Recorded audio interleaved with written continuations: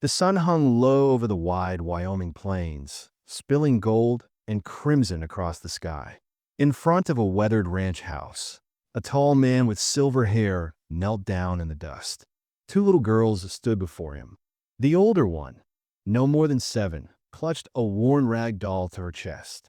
The younger hid behind her mother's skirt, peeking out with wide, cautious eyes. The man's voice was calm, steady, and warm. "Your daughter can call me Papa if she wants to." Abigail Turner's lips trembled, and her eyes filled with tears. The evening wind stirred the dry grass, carrying the weight of the moment like a whispered prayer. She opened her mouth to speak, but no words came. This man had already risked more than she could have imagined, and yet she had no idea the price he'd already paid to make those words possible. But that moment was still far in the future. To understand it, you have to go back to the night it all began. It was late summer of 1884 in the Wyoming Territory, and the land stretched endlessly under a harsh August sun. The small settlement of Bitter Creek sat low against the prairie, surrounded by golden grass that shimmered like a restless ocean. 5 miles out, in a lonely cabin that had seen better years, Abigail Turner stood at a rough-hewn table, her hands trembling over a simple meal. The smell of overcooked beans hung in the air. Behind her, the floorboards creaked with the heavy steps of Caleb Drummond. Caleb was a broad-shouldered man, his face sunburned and lined, his eyes clouded with the dull shine of whiskey. That night, his voice was already raised before Abigail could set the food down. "You can't even keep a pot from burning, woman," he growled. "What good's a wife who can't feed her own family?" Abigail didn't answer. She kept her eyes on the table, knowing that answering back would only make it worse. Across the room, Lydia stood frozen near the doorway to the bedroom, holding Hannah close against her hip. Lydia's eyes were too old for a child of 7, and her small hands stroked her baby sister's hair in a silent attempt at comfort. Caleb's boots scraped against the wood as he closed the distance to Abigail. His words grew sharper, each one tipped with bitterness. "And look at her, standing there with that ragged doll, eating food I paid for. She ain't even mine. None of this is mine, except the bills and the work." Abigail's breath caught. She'd heard it before, the resentment, the way he looked at Lydia like she was some burden he'd been tricked into carrying. She had married Caleb 2 years after her first husband, Thomas, vanished without a trace, thinking she could give her girl security. Instead, she traded loneliness for fear. Caleb's hand came down hard on the table, rattling the tin plates. "You listening to me, woman?" Abigail turned toward him slowly, her voice quiet but steady. "The girls have done nothing to you, Caleb." The reply was all it took. His hand struck out, not as a slap, but a shove that sent her stumbling back into the counter. Lydia gasped, clutching Hannah tighter. Abigail caught herself, wincing as pain shot through her ribs. Caleb's face was red now, his words slurred but cruel. "Don't you take that tone with me. I work all day while you coddle another man's mistakes." The air in the cabin seemed to grow heavier, pressing in around them. Abigail looked at her daughters, their wide, frightened eyes fixed on her. She knew then, in that still moment between Caleb's words and his next breath, that they couldn't stay. Not another night, not another hour. She waited until Caleb's attention turned back to the pot on the stove, muttering under his breath about wasted food. Quiet as she could, she nodded to Lydia. The girl understood without a word. She shifted Hannah to one arm and slipped into the bedroom. Abigail followed a moment later, her own breath quickening. In the dim lamplight, she pulled a small cloth bag from under the bed. It was already half-packed, a few clothes for the girls, a quilt her mother had sewn years ago, and the little wooden horse Thomas had carved. She'd prepared it months ago, in case the day came when they had to leave in a hurry. That day had arrived. Abigail whispered, "Shoes on, quickly now." Lydia obeyed, her little hands fumbling with the laces while keeping Hannah balanced. Abigail's own hands shook as she tied the bag shut. She could hear Caleb in the other room, still muttering, the scrape of his chair on the floorboards. When the girls were ready, Abigail took them to the small back door that led into the yard. She eased it open, wincing at the creak of the hinges. The night air was cool against her skin, carrying the faint scent of sage from the hills. The moon cast just enough light to guide them past the chicken coop and into the tall grass beyond the fence. They didn't speak as they moved, only the whisper of the grass and the distant call of a night bird breaking the silence. Abigail led them toward the wagon trail. It would take them to Bitter Creek and maybe beyond, if they could find someone willing to help. Each step felt like it pulled them farther from the cabin and the life that had trapped them for too long. After nearly an hour, they stopped beneath a stand of cottonwood trees to rest. Hannah whimpered softly, her head resting on Lydia's shoulder. Abigail reached for her and held her close, feeling the child's small heartbeat against her chest. She looked at Lydia, who was watching her with those serious, searching eyes. "We're going to be all right," Abigail whispered, though she wasn't sure she believed it. "We just have to keep moving until we're safe." They pressed on, the trail a pale ribbon under the moonlight. Behind them, the cabin was just a shadow in the distance. Ahead lay only the unknown. But for Abigail, even that was better than the certainty of Caleb's fists and cruel words. Somewhere out there, she hoped, was a place where her daughters could sleep without fear. She didn't know that by the next morning, their path would cross with a man who would change everything. And though that man would one day kneel in the dust and say, "Your daughter can call me Papa," tonight he was still just a stranger riding under the same moon, unaware of the family moving toward him through the dark. The first hint of dawn came in a pale silver line along the eastern horizon. Abigail had been walking for hours, her feet aching in the thin leather shoes she'd slipped on in the dark. The air had grown colder as the night went on, and now a damp chill settled over the prairie. Lydia trudged beside her, holding Hannah's hand as the little one stumbled sleepily along. The wagon trail was nothing more than two worn ruts cut into the earth, stretching ahead into the endless grassland. Abigail kept glancing over her shoulder, half expecting to see a dark figure riding after them. But the land was empty, silent except for the faint rustle of wind through the sagebrush.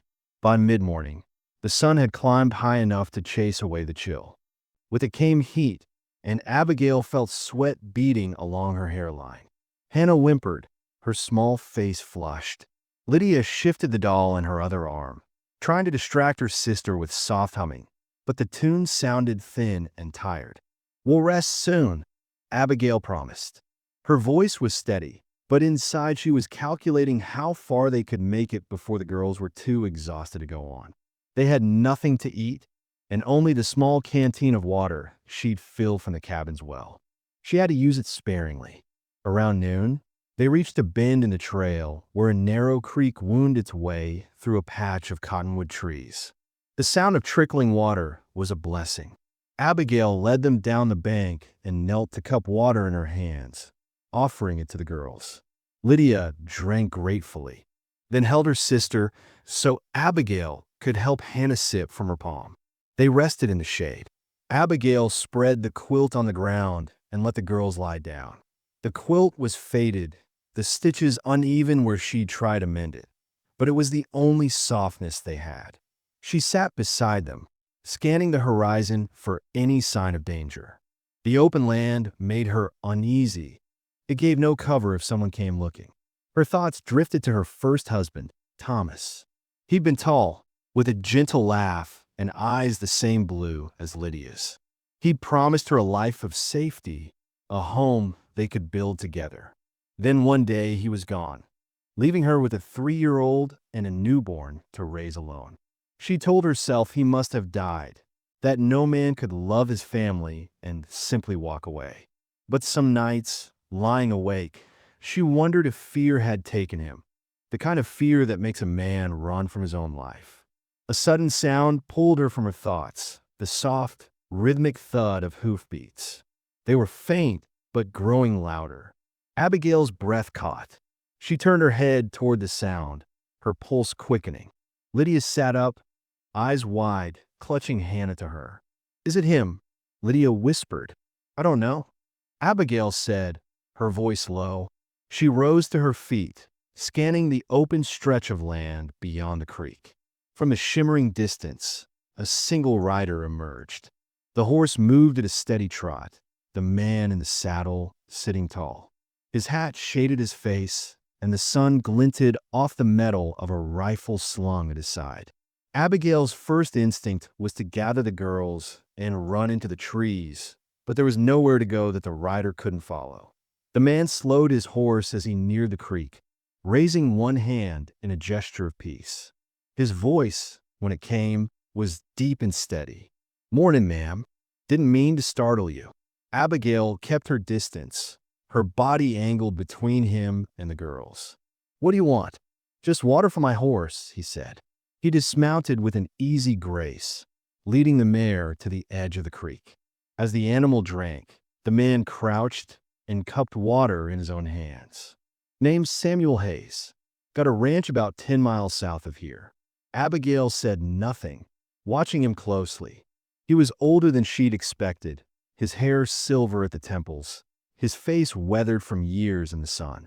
But there was something in his pale blue eyes, a calm that didn't match the roughness of his hands or the rifle at his side.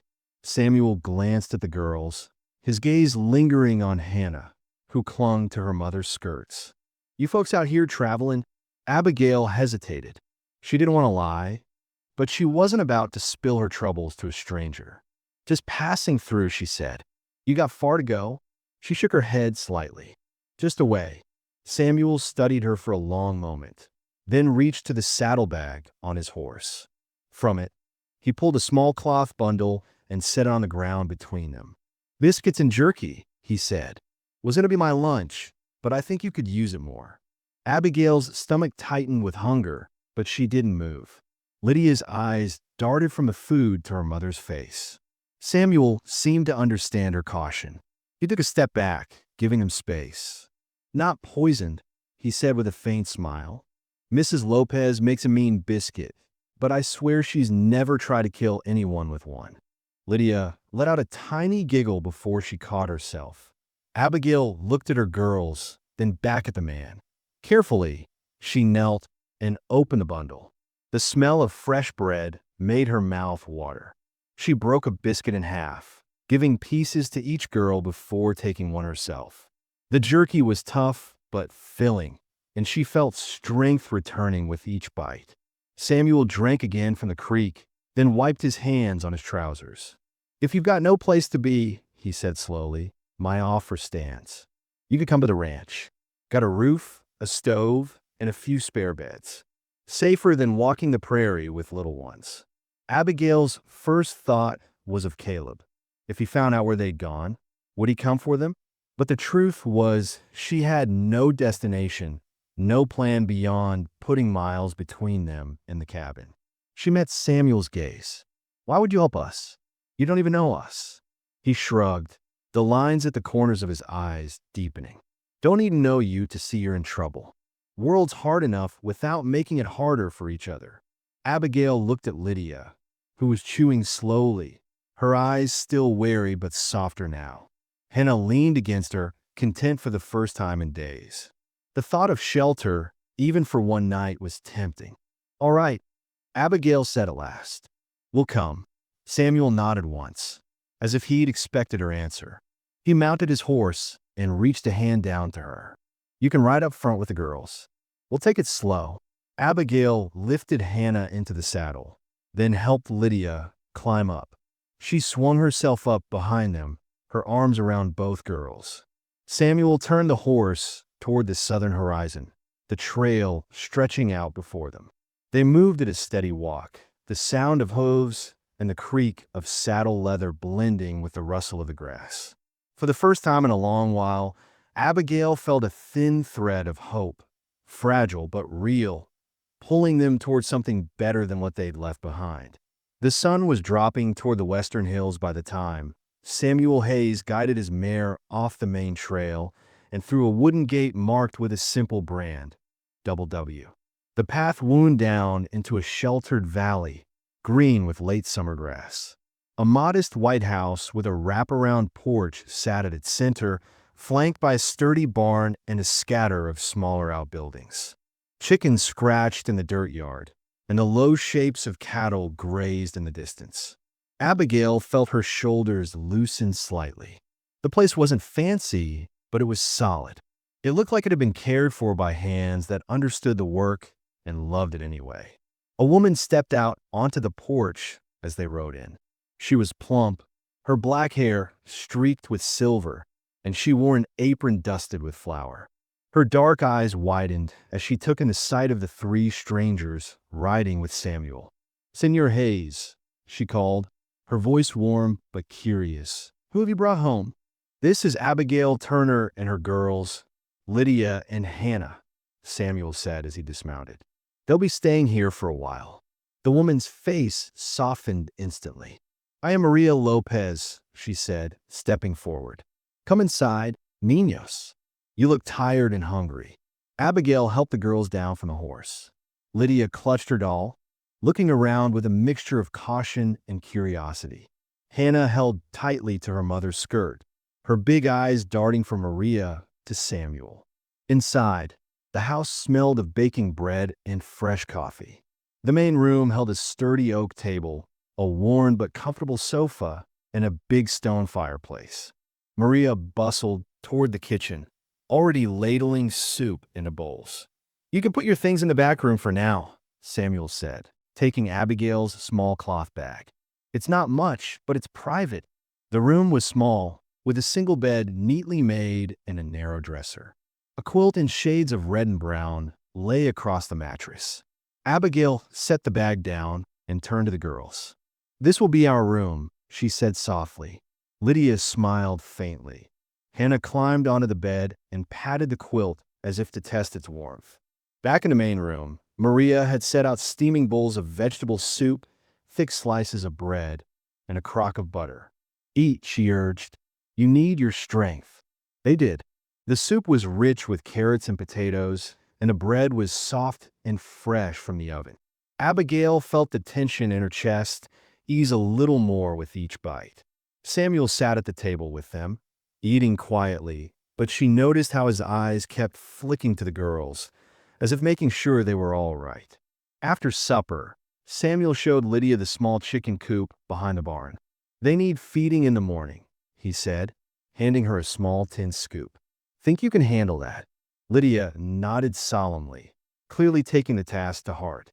Over the next few days, life on the ranch began to take shape. Abigail rose early to help Maria in the kitchen, kneading dough, stirring pots, and hanging laundry to dry on the line that stretched between two cottonwood trees. Lydia learned to gather eggs from the hens and carry pails of water from a pump. Even little Hannah found her place, toddling after Maria with a small broom, sweeping at spots that didn't need sweeping just to be part of the work. Samuel proved to be a patient teacher. On the third morning, he saddled the gentle bay mare called Belle and lifted Lydia up into the saddle. "You ever ridden before?" he asked. "A little," Lydia said, gripping the pommel. "Then we'll take it slow." He led Belle around the corral, explaining how to hold the reins and use her legs to guide the horse. Lydia listened carefully, her face alight with a mix of nerves and excitement. In the evenings, they gathered on the porch as the sky turned to gold and purple. Samuel would lean back in his chair, a mug of coffee in hand, and tell stories of his younger days, driving cattle across swollen rivers, sleeping under the stars, facing blizzards on the open range. Lydia listened wide-eyed. Even Hannah seemed to understand, giggling when he imitated the snort of a stubborn mule. One night, as the girls were chasing fireflies in the yard, Samuel turned to Abigail. "If you don't mind me asking, what happened to your husband?" Abigail hesitated, her fingers tightening around her mug. "Thomas left when Lydia was 3 and Hannah was a baby. No word, no explanation. I thought maybe he died, but I don't know for sure." Samuel's expression was unreadable in the fading light. "I'm sorry," he said at last. "That's a hard thing." "It's harder when you can't explain it to your children," she replied. "They keep asking if he'll come back." Samuel looked out over the pasture, silent for a moment. "Sometimes folks leave because they're scared," he said quietly. "Doesn't make it right, but fear can make a person do foolish things." His words carried a weight she didn't fully understand, and before she could ask, Maria called the girls in for the night. The days fell into a gentle rhythm. Abigail found herself breathing easier, the constant knot of fear in her stomach loosening with each passing sunrise. Lydia laughed more, her serious expression giving way to smiles. Hannah, once shy, now toddled through the house calling Maria Auntie. Still, Abigail couldn't forget that Caleb Drummond was out there somewhere. She knew men like him didn't give up control easily. Every night, as she blew out the lamp, she prayed he would never find him here. Samuel seemed to sense her unease. Once, while they were mending a fence together, he said, "The double W is a long way from Bitter Creek. And if trouble comes looking, well, this ranch has strong fences and stronger friends." Abigail met his eyes, saw the quiet confidence there, and for the first time in years, she felt the faint stirrings of trust. September slipped quietly into October, and the Wyoming air began to carry a sharper edge. Mornings on the Double W Ranch were touched with frost, and the hills turned a softer gold under the weaker autumn sun. Abigail found herself growing used to the sounds of ranch life. The cluck of hens in the morning, the creak of the barn door, the steady lowing of cattle in the distance. Lydia thrived in the new rhythm. She took pride in her chicken duties, counting each egg carefully before carrying them to the kitchen. Hannah toddled after her sister, sometimes tripping over her own feet, but always getting back up with a grin. Maria Lopez would scoop the little one into her arms and say, "Careful, Pequena, the ground will not soften for you." Samuel spent much of his day in the pastures or fixing fences, but he always found time for the girls. In the late afternoons, Lydia would run to meet him when he returned from the fields, peppering him with questions about horses and cows. Hannah would lift her arms, demanding to be carried, and Samuel never refused. He would swing her up easily, her laughter carrying across the yard. One crisp evening, after the chores were done, Samuel was on the porch whittling a piece of pine. Lydia climbed up beside him, swinging her legs. "What are you making?" she asked. "A surprise," he said with a small smile. "You'll see when it's finished." Lydia tilted her head. "Did you ever have children?" Samuel's hand slowed, the knife resting against the wood. "Not anymore," he said softly. "Did they live here?" she pressed. "No," he said, his voice gentle but final. "They didn't." Something in the way he spoke made Abigail, who was sewing by the porch rail, glance at him. There was a faraway look in his eyes, like he was staring at a place only he could see. She thought about asking more, but the moment passed when Hannah toddled out, holding Maria's hand, demanding to be lifted into Samuel's lap. As the days grew shorter, small moments began to stand out to Abigail. She would find Samuel watching the girls with an expression she couldn't quite read, part tenderness, part sadness. Sometimes at supper, when Lydia laughed, he would look down quickly, as if hiding something in his eyes. One night, as they washed dishes together, Abigail finally asked, "Is there something you want to tell me?" "Samuel, you look like a man carrying a weight." He dried his hands slowly, then shook his head. "Just old memories. They have a way of coming back when you least expect them." Abigail decided not to press him. She knew what it was like to live with memories that wouldn't let go. Despite the warmth they'd found at the Double W, the shadow of Caleb Drummond never fully left her mind. She knew he was a man who didn't take kindly to losing control. Though she'd left without a trace, there was always a chance he might ask around Bitter Creek, follow a trail, and find him here. That fear sat like a stone in her stomach. One blustery afternoon, Samuel came in from the barn with a serious look. "Abigail," he said. "I need to ask. If a man came looking for you, would he be trouble?" She froze, the dish towel in her hands. "Why do you ask?" "I saw a rider this morning on the ridge to the east," he said. "Too far to make out." But he stopped to watch the valley before moving on. "Might have been nothing, but I like to know what I'm dealing with." Abigail's voice was steady, though her heart had started to pound. "If it was Caleb Drummond, yes, it would be trouble." Samuel nodded once. "Then I'll keep my eyes open. This ranch is a long way from town, and if trouble rides in, I'll see it coming." Something in his tone reassured her. He didn't say it like a boast. He said it like a fact. The first snow came early that year, just a light dusting that melted by midday. Lydia woke to see the frost sparkling in the yard and ran to show Hannah. The girls bundled into coats Maria had found in a trunk, chasing each other through the cold air until their cheeks turned pink. That evening, they all sat by the fireplace, the wind rattling the windows. Samuel handed Lydia the small carved horse he had been working on for weeks. "Thought you might need a friend for that doll of yours," he said.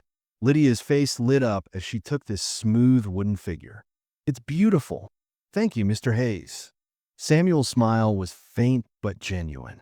"Just Samuel," he said, "or Sam, if you like."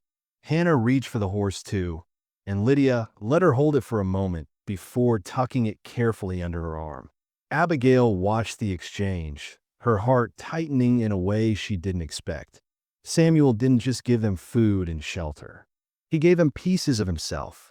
But behind the warmth, there was still that shadow in his eyes, the kind of shadow carried by someone who has lost something he can't get back. Winter settled in fast that year. The wind swept across the valley with a sharp bite, and by late November the fields lay under a thin crust of snow. The Double W Ranch stayed busy despite the cold.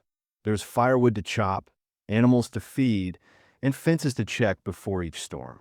Inside the house, the air was warm with the smell of bread and stew, the fire in the stone hearth crackling all day.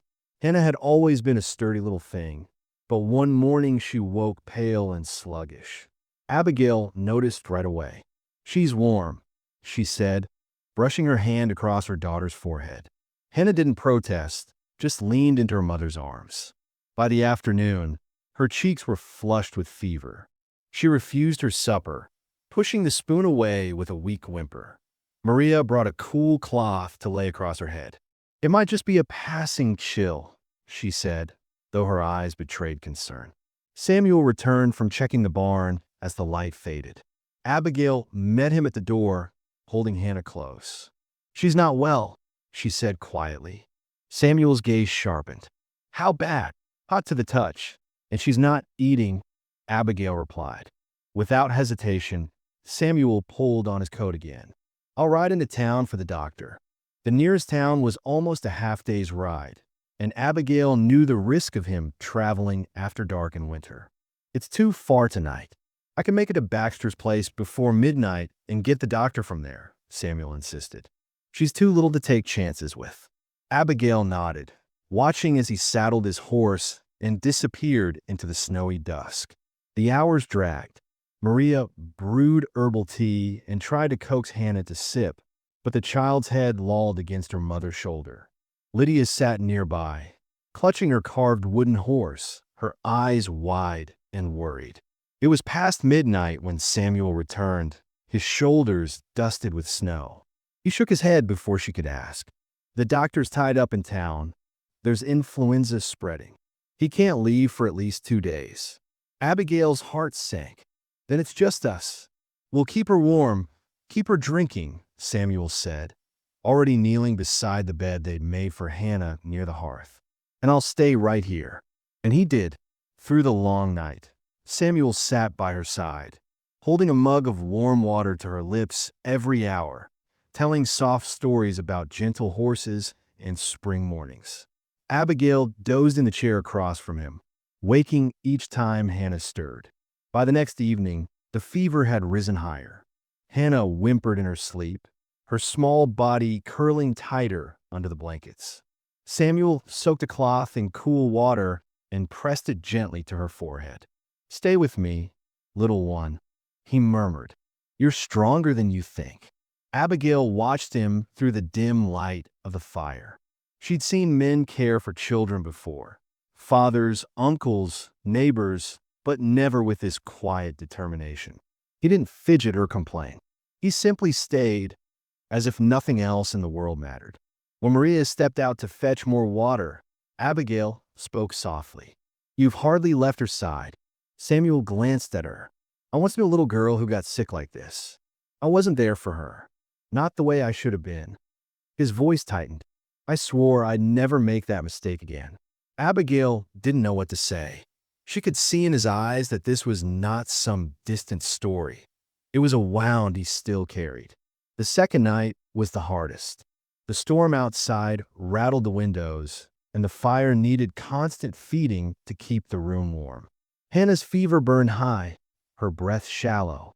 Lydia curled up on the couch, finally asleep, the wooden horse tucked against her chest. Abigail knelt beside her younger daughter, stroking her damp hair. "Please, sweetheart, stay with me." Samuel's hand came to rest on Abigail's shoulder. "She's fighting. I can see it." He leaned close to Hannah's ear. "You hear me, Hannah? We're right here with you." Through it all, he never moved far, fetching water, tending the fire, or sitting with his hand resting lightly on Hannah's back. Each time she stirred, he spoke softly, steadying her with the sound of his voice. By the early hours of the third morning, the fever still hadn't broken. Abigail's fear had settled deep in her chest. She caught Samuel looking at Hannah with an expression she'd seen only once before, the day they first arrived, when he'd looked at Lydia the same way. "Samuel," she said quietly, "there's more to your story, isn't there?" He hesitated, then shook his head. "Now's not the time." Maybe it wasn't.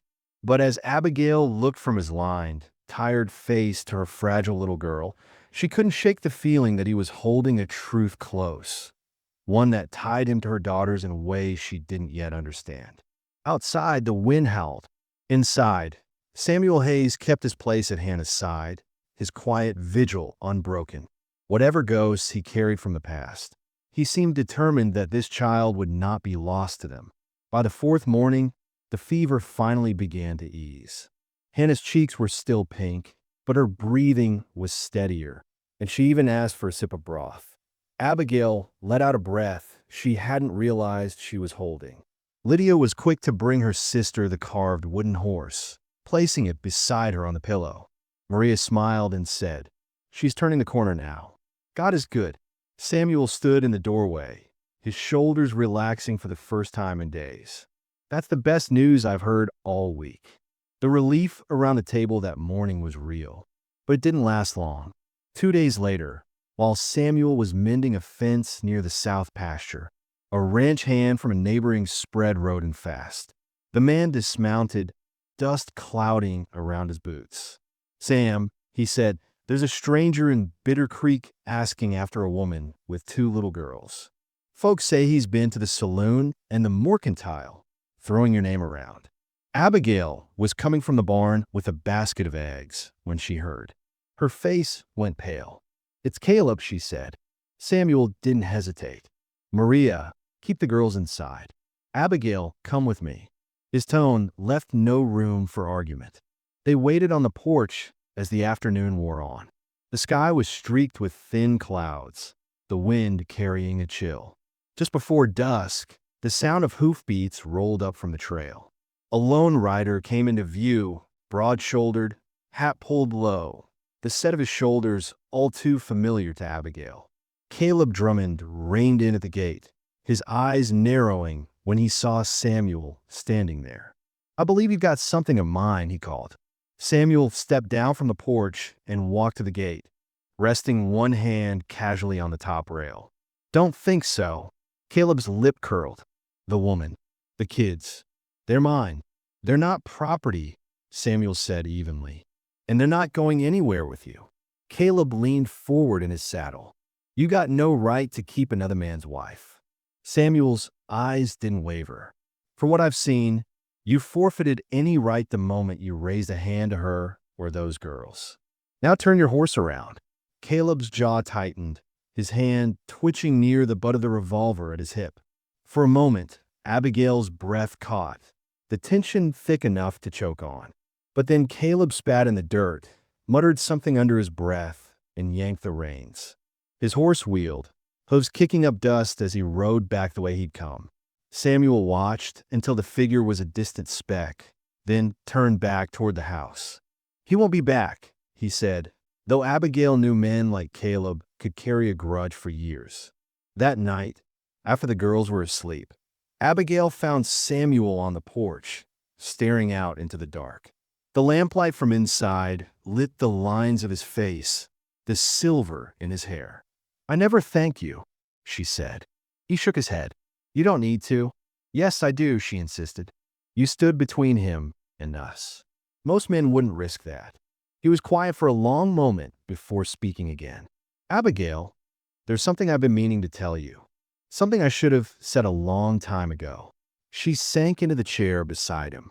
"Go on.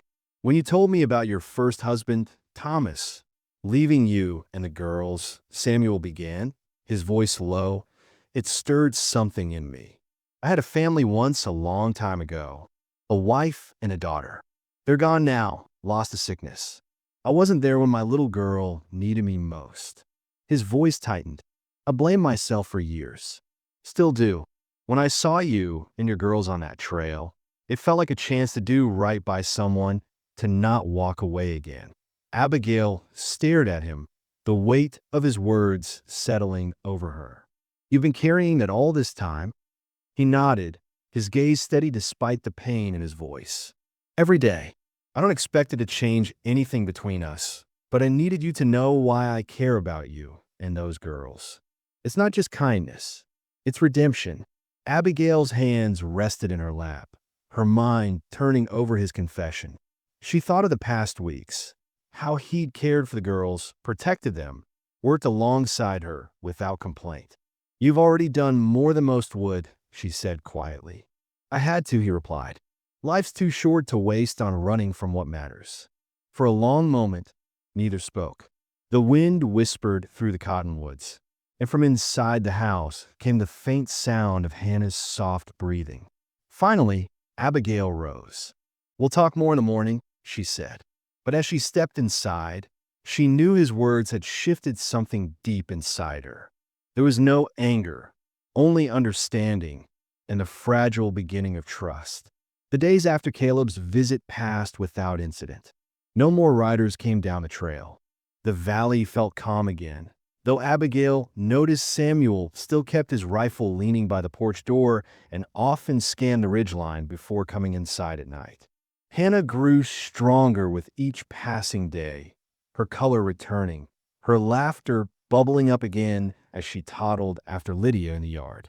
The carved wooden horse became a constant companion, tucked under her arm when she slept and clutched tightly during chores. One golden afternoon, Samuel returned from the pasture early, his coat slung over one shoulder. The air was mild for winter, the snow on the hills starting to melt into patches of green. Lydia was in the corral brushing Belle, while Hannah sat in the dirt, stacking small stones into a wobbly tower. Samuel walked over to Abigail, who was hanging laundry on the line. "I was thinking," he said, "it's time the girls had something better than an uncertain future." Abigail glanced at him. "And what does that mean?" "It means," he said slowly, "that I want to make this their home. Officially." His gaze held hers. "And yours if you'll have it." Abigail's hands stilled on the sheet she was pinning. "You think it's that simple?" "No," he said, shaking his head. "I know it's not simple. I know I have to earn it every day. But I'm not running from this. Not from you. Not from them." She looked toward the girls. Lydia had paused her brushing to watch them from across the yard, her expression curious. Hannah's stone tower had just toppled, and she was giggling as she started over. Abigail felt her chest tighten. "They've already been through so much," she said. "I won't let them get hurt again." "That's why I'm asking now," Samuel said. But they'll know I'm not just a man passing through. I'm here for the long haul." He took a few steps toward the corral. Lydia set down the brush as he approached. Samuel knelt in the dust, so his eyes were level with hers. Hannah wandered over, curious, still holding her horse. "Lydia," Samuel began, his voice gentle but steady, "I have a question for you." He glanced back at Abigail, then returned his gaze to the girl. "Your mama and I, we're figuring out how to be a family. And I want you to know, you and Hannah are part of that. If you want, your daughter can call me Papa." Lydia blinked, the words sinking in. "Papa," she echoed softly. He nodded. "Only if you want to. I won't force it." Lydia's lips curved into a shy smile. "I think I do want to." She reached out, resting her small hand on his. "Papa." Abigail felt the sting of tears in her eyes. The late afternoon sun caught in Samuel's hair, and for a moment she saw a man steady, present, and unafraid to bear the weight of fatherhood.